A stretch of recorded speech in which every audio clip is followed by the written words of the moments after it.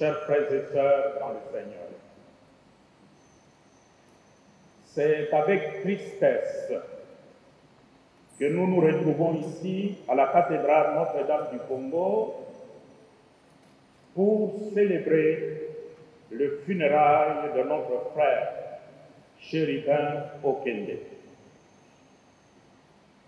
Nous partageons la tristesse de sa femme, de ses enfants, de toute sa famille et de ses proches. C'est en confiant cette épreuve entre les mains de Dieu que nous nous tournons vers lui dans l'espérance chrétienne. Ainsi, nous supplions le Seigneur d'accueillir son serviteur Chérubin dans sa félicité éternelle. Pour rappel, frères et sœurs, c'est le 13 juillet 2023 que le corps sans vie de notre regretté frère Chérubin Okende a été retrouvé dans sa voiture alors que la veille, il avait été convoqué à la Cour constitutionnelle. Des révoltantes images de cette mort tragique qui avait fait le tour du monde avaient provoqué une indignation générale. Ainsi, durant près de 9 mois, la famille Okende s'est vue imposer un long deuil assombri par des questions demeurées sans réponse. Aujourd'hui, enfin, malgré la persistance des ombres autour des circonstances de cette mort, la famille peut conduire notre frère Chérubin à sa dernière demeure. L'Église catholique, qui est son Église,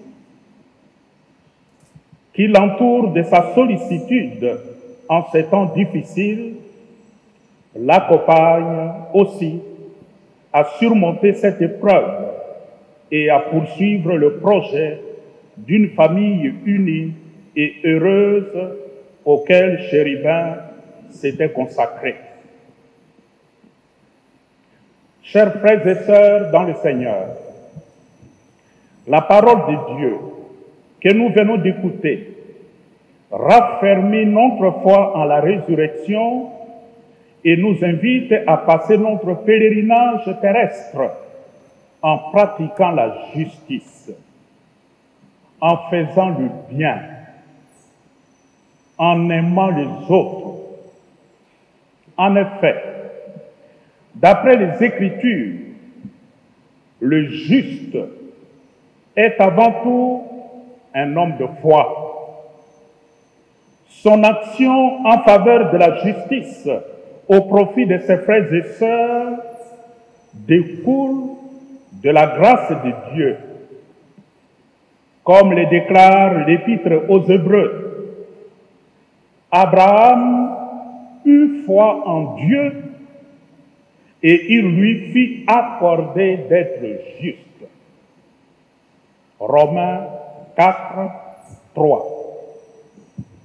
Mais c'est Jésus qui est le véritable modèle de la justice.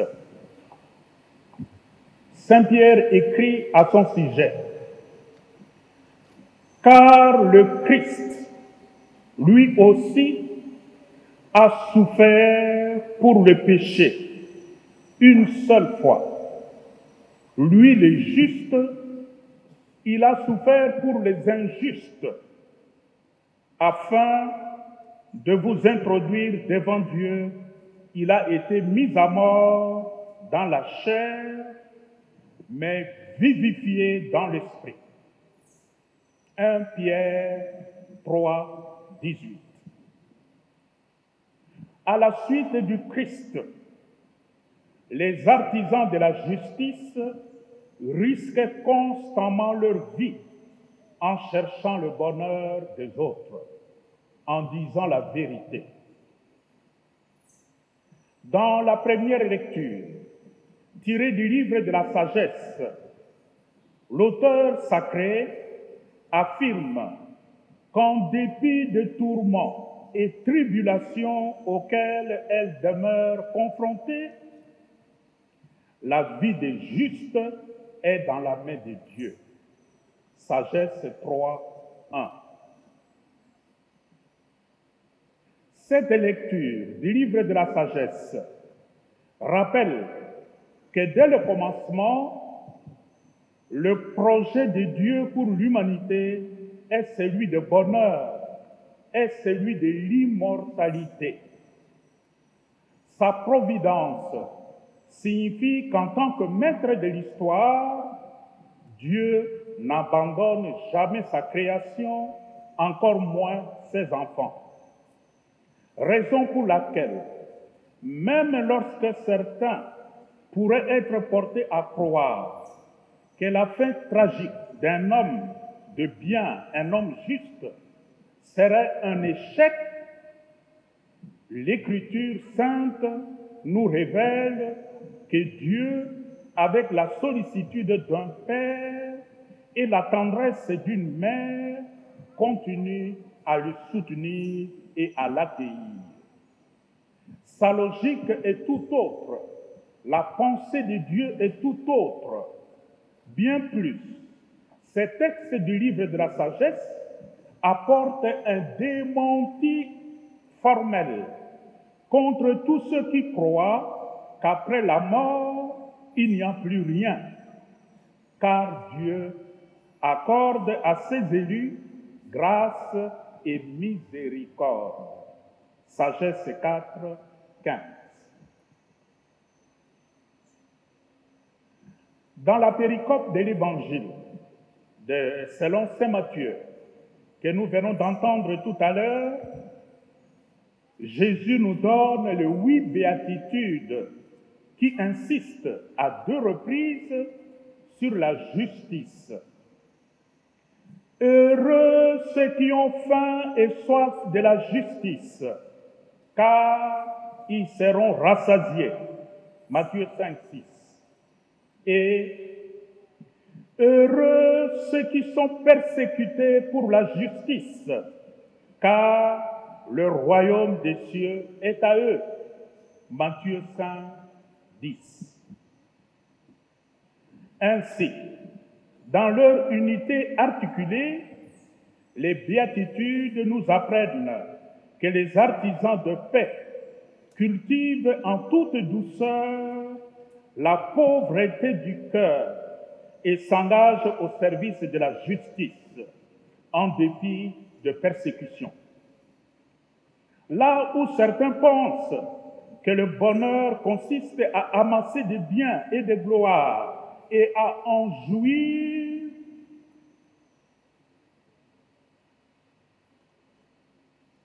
le juste partage et risque sa vie pour le bien, pour le bonheur de tous. De cette façon, les béatitudes encouragent les artisans de la justice à ne jamais céder à la peur devant les épreuves, mais plutôt à compter en tout temps sur le Seigneur. Chers frères et sœurs dans le Seigneur, notre frère Chérubin, malgré ses fragilités et ses limites, a cherché à vivre dans ce monde en homme juste. Père de famille attentionné, il a transmis à ses enfants des valeurs chrétiennes et humaines auxquelles lui-même croyait fermement. Fidèle catholique, il était engagé dans sa communauté paroissiale et s'était impliqué dans sa prise en charge, en toute simplicité, en toute humilité. Plus d'une fois, on les a vus, lui, son épouse et ses enfants, pieds nus, balayant l'église, la maison de Dieu. Homme de prière et d'un profond respect pour le prêtre, il organisait la prière en famille. Homme politique de haute facture, Chérubin s'est nettement distingué de la médiocrité générale qui gangrène souvent l'élite de notre pays, la classe politique de notre pays.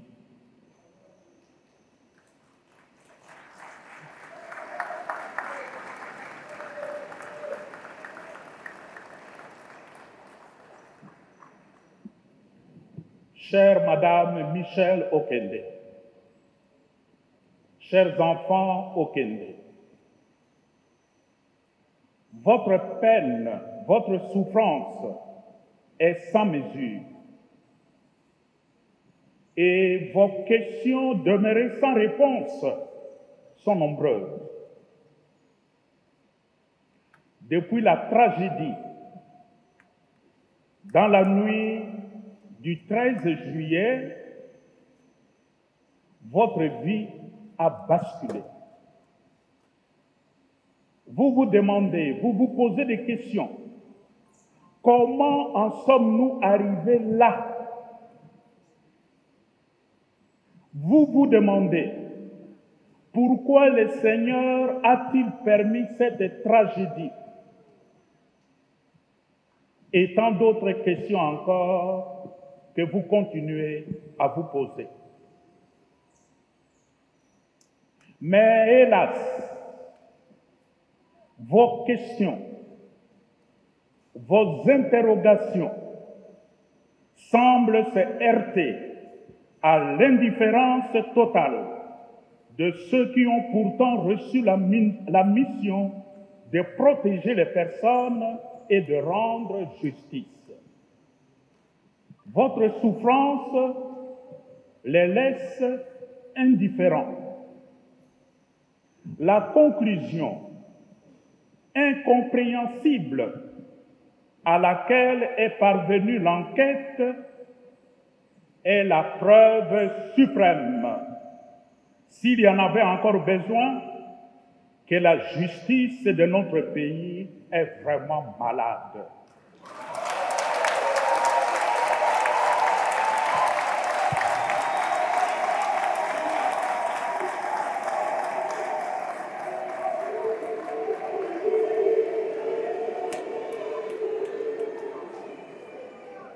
En effet, comment comprendre qu'un père de famille aussi attentionné que Chérubin,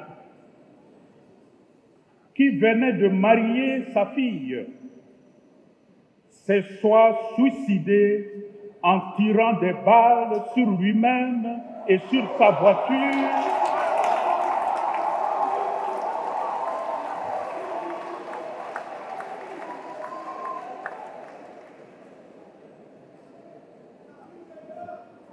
Comment comprendre qu'un père aussi attentionné que Chérubin, qui venait de marier sa fille, se soit suicidé en tirant des balles sur lui-même et sur sa voiture après une longue promenade dans la ville?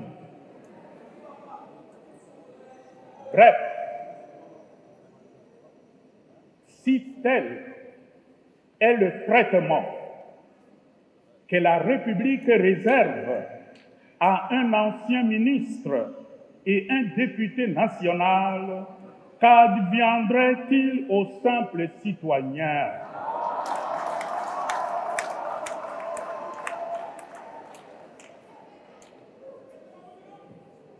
Voilà pourquoi, chers frères et sœurs, nous redoutons que la levée du moratoire sur la peine de mort remet entre les mains d'un malade déclaré l'arme redoutable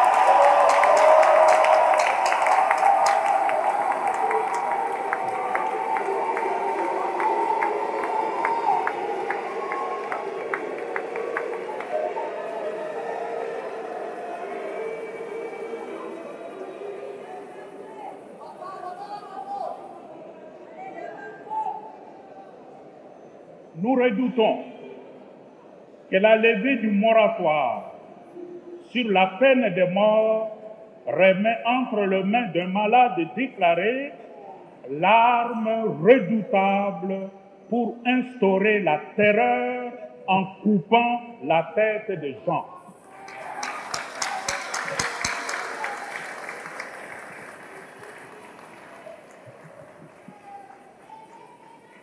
Bandeko Boboto. L'Église catholique est foncièrement contre la peine de mort.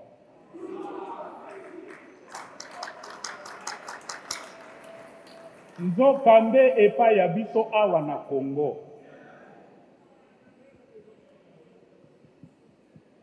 Bayebisi biso polele te justice ya biso na Congo ezali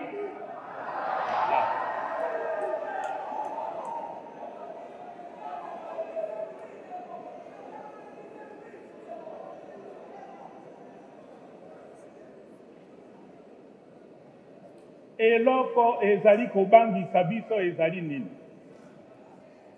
Bakamata mbeli ya monene babengaka yango Tramotina, ombeli ya monene pe okamati yango opesi na moto azangi moto. Les conséquences seront dramatiques. Dès lors qu'on remet cette grosse machette, cet outil à tuer entre les mains d'une justice qui est qualifiée de malade, je ne sais pas combien de têtes seront coupées d'ici quelque temps.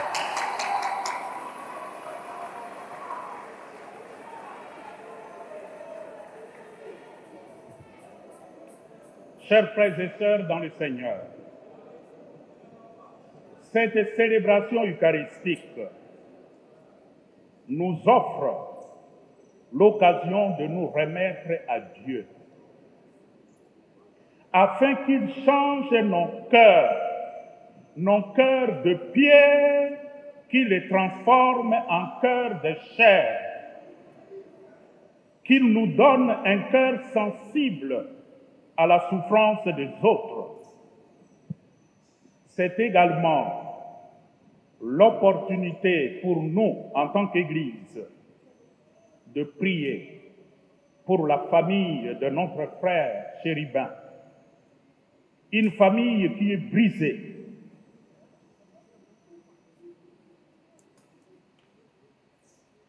et qui prendra du temps à se relever de cette épreuve. Puisse Dieu accorder à notre frère Chérubin Okende grâce et miséricorde, qu'il console et relève sa famille et ses proches de cette épreuve.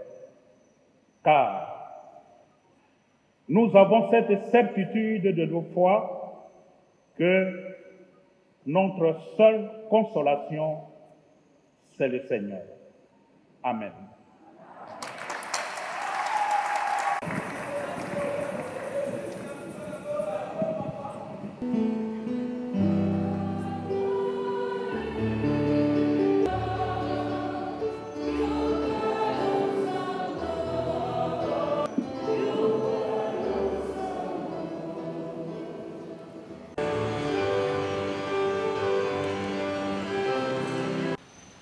Notre papa était un homme sérieux, discipliné, dévoué à son pays auquel il avait toujours accordé une attention et un amour particulier.